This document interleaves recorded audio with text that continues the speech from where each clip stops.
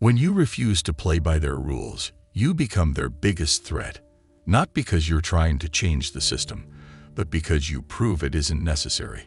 That's the position Sigma males find themselves in, whether they want to or not. Society loves putting people in neat little boxes. Alpha males lead, beta males follow, and everyone else falls somewhere in between.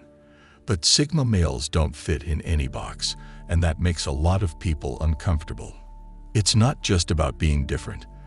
These guys succeed and thrive while completely ignoring the rules that everyone else follows. They build their own paths, create their own opportunities, and achieve their goals, all without playing the social games that most consider essential. This independence rattles people, especially those invested in maintaining the status quo.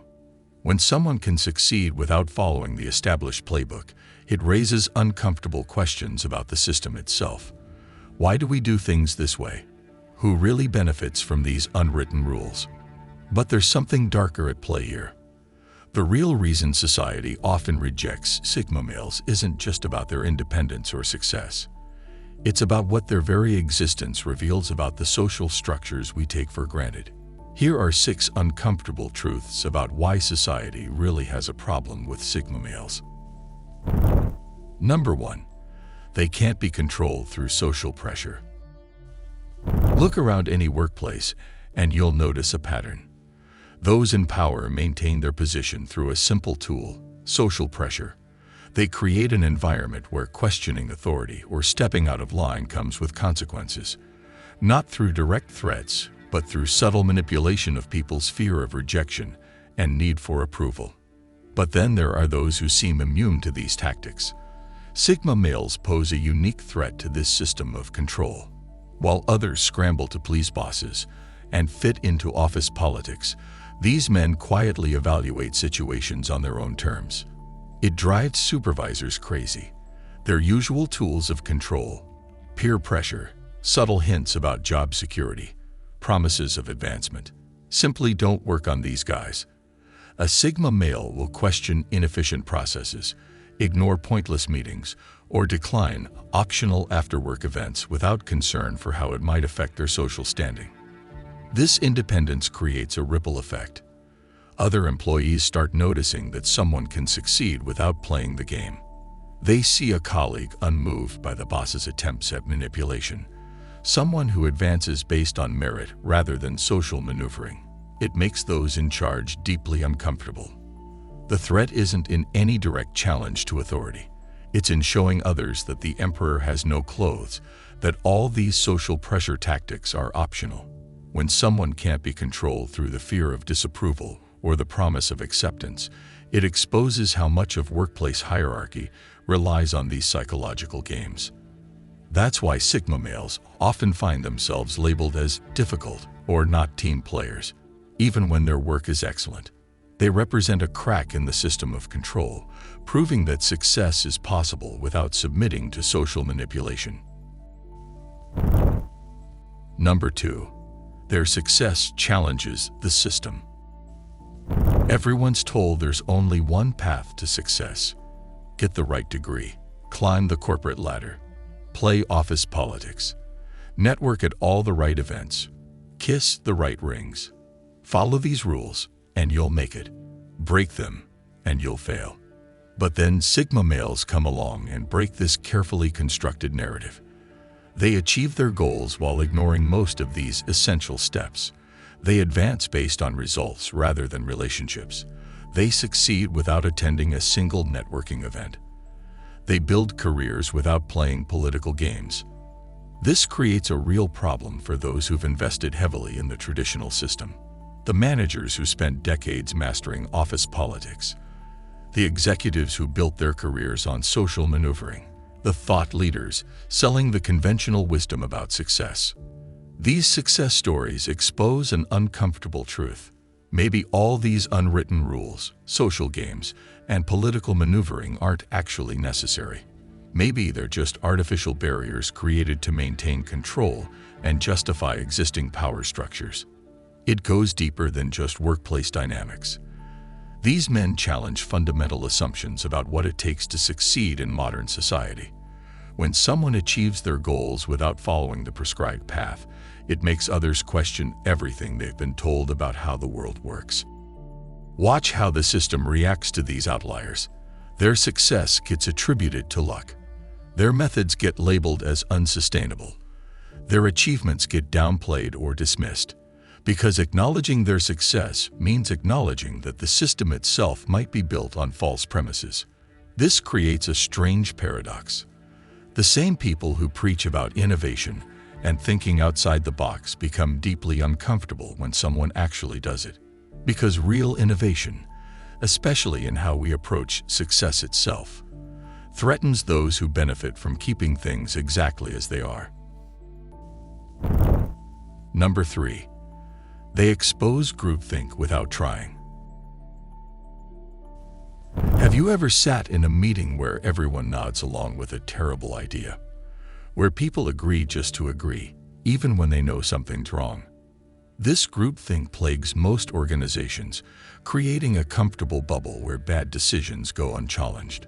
Then a Sigma speaks up with a simple question or observation, not trying to make waves, just pointing out what should be obvious. Suddenly, the bubble bursts. The room gets uncomfortable. People shift in their seats, avoiding eye contact, because that one question exposes what everyone was trying to ignore. Those in charge hate this. They're used to controlling the narrative through consensus. When everyone agrees, nobody has to take responsibility for failures. But they can't handle someone who naturally cuts through this protective layer of collective delusion. The real problem isn't that Sigma males actively fight groupthink. It's that their very presence disrupts it. Just having someone in the room who thinks independently makes others uncomfortable with their own conformity. People start questioning things they previously accepted without thought. This creates a strange tension. Managers who rely on group consensus start seeing the Sigma as a threat, even though he's just doing his job. Colleagues who were comfortable following the crowd feel exposed when someone else demonstrates that independent thinking is possible. You'll notice it in small ways. When a project is clearly headed for disaster, but everyone pretends it's fine. When a new policy makes no sense, but people enthusiastically support it. The Sigma male's silence or simple, "Why are we doing this?" cuts through the pretense like a knife. That's why these men often find themselves isolated or pushed out, not for causing trouble, but for simply existing as independent thinkers in a system that requires collective self-deception to function. Number 4. They redefine power as quiet influence, not loud dominance. Power typically shows itself in obvious ways. The loud voice in meetings, the aggressive demands, the obvious displays of authority. That's what most people expect. That's what they understand. But Sigma males flip this script entirely, demonstrating a different kind of power that's harder to spot but impossible to ignore. They don't raise their voice to make a point. They don't throw their weight around or demand attention. Instead, their influence flows through teams and organizations like an underground current. People naturally seek their opinion, value their judgment, follow their lead, all without them ever having to ask. This quiet power frustrates traditional authority figures who rely on obvious displays of dominance. They can't understand how someone can command respect without demanding it, or why people listen to the quiet guy in the corner more than the one pounding his fist on the table. Watch a project team in action. While the appointed leader might be barking orders and making grand speeches, you'll often find people quietly turning to the Sigma male for real guidance. Not because he asked for this role, but because his calm competence naturally draws others to him.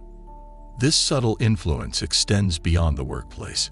In any group setting, these men tend to shape the direction of things without ever raising their voice or claiming authority. Their power comes from substance rather than show, from genuine capability rather than forced control. What really bothers the loud dominance types is how effortless this influence seems. They've spent years perfecting their commanding presence, their authoritative tone, their power poses, only to be quietly overshadowed by someone who doesn't even seem to be trying.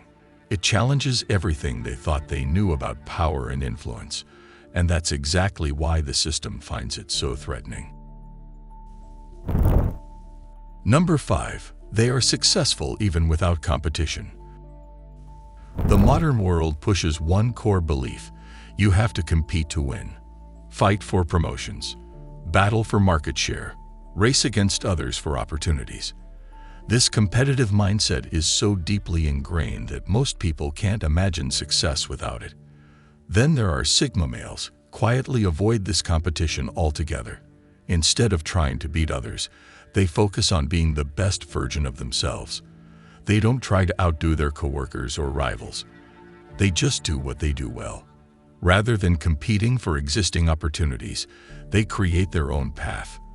While others fight over the same positions, these men find unexplored niches and unique solutions. This approach baffles those who've built their entire strategy around competition.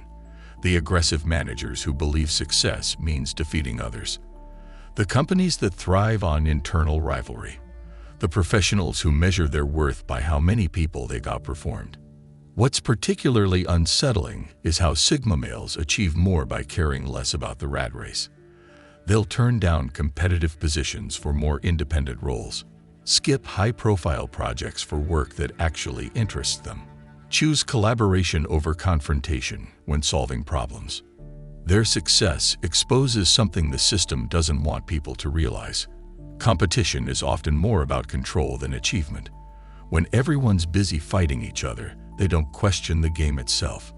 When people believe they must defeat others to succeed, they're easier to manipulate through fear and insecurity. Watch how organizations react to someone who succeeds without buying into this competitive mindset. They'll try to force them into rivalries, create artificial competitions, push them to prove themselves against others. Because someone achieving goals through focus and mastery, rather than competition and conflict, threatens the very foundation of how modern success is supposed to work. For those invested in maintaining this competitive system, nothing is more threatening than proof that it isn't necessary. Number 6. They are not impressed by status or titles. In the corporate jungle, titles and status symbols reign supreme. Corner offices, fancy job descriptions, expensive suits. These are the markers most people use to determine who deserves respect. But something interesting happens when a Sigma male enters this environment. While others scramble to impress the CEO or bend over backward for anyone with a vice president title, Sigma males maintain the same demeanor with everyone. They'll treat the janitor with the same respect as the company president. Not as some kind of statement. It's just their natural way of operating. This approach deeply disturbs those who've built their identity around their position. Imagine spending years climbing the corporate ladder, finally getting that prestigious title, only to find someone who's completely unmoved by your status, who evaluates your ideas based on merit rather than your position. The corner office types really struggle with this. They're used to people laughing at their jokes, agreeing with their opinions, and showing deference to their position. Meeting someone who responds to the quality of their ideas rather than the weight of their title throws them off balance. You'll often see this in meetings, while others prefix every response with "yes, sir," or "as you suggested." The Sigma male simply addresses the idea itself. If it's good, they'll support it. If it's flawed, they'll question it, regardless of who proposed it. This isn't about being disrespectful. These men understand the hierarchy and can work within it. They just don't confuse organizational structure with actual value or worth. To them, respect is earned through actions and ideas, not handed out based on business cards. This simple principle, judging people by their character rather than their credentials, makes them a threat to anyone whose power relies more on title than talent.